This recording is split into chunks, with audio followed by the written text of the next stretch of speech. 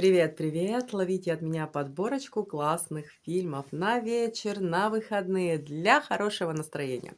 Первый фильм с названием «След киллера» 2024 года. Второй фильм 2011 года и называется он «Видение». Третий фильм называется «Загадочная история Бенджамина Баттона». Этот фильм 2008 года. Кто не видел, обязательно посмотрите. Это моя рекомендация. Четвертый фильм у нас с названием «Красный шелк». Это новинка 2025 года.